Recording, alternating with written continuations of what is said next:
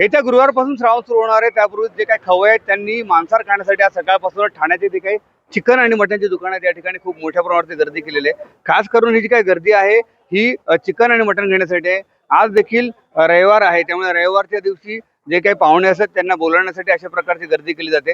ही जी काही गर्दी आहे आपण बघू शकतो की रेशनसाठी लाईन नाहीये, तर जे मटणाचं दुकान आहे त्या ठिकाणी लाईन लागलेले आहे. आज पहाटेपासूनच जे काही लोक आहेत त्या लोकांनी या ठिकाणी गर्दीला सुरुवात केलेली आहे. खास करून जे काही लोक आहेत त्यांच्यासाठी या ठिकाणी ऑफर देखील ठेवण्यात आलेले आहेत. खूप मोठ्या प्रमाणात गर्दी आपल्याला चिकन आणि मटनच्या दुकानात दिसते. येत्या गुरुवारपासून श्रावण सुरू होणार आहे. त्यापूर्वी जे काही खवय्ये आहेत त्यांनी मांसाहार खाण्यासाठी आज सकाळपासून ठाण्याचे जे काही चिकन आणि मटनची दुकानं आहेत या ठिकाणी खूप मोठ्या प्रमाणात गर्दी केलेली आहे. खास करून ही जी काही गर्दी आहे ही चिकन आणि मटन घेण्यासाठी आहे. आज देखील रविवार आहे, त्यामुळे रविवारच्या दिवशी जे काही पाहुणे असतात त्यांना बोलवण्यासाठी अशा प्रकारची गर्दी केली जाते.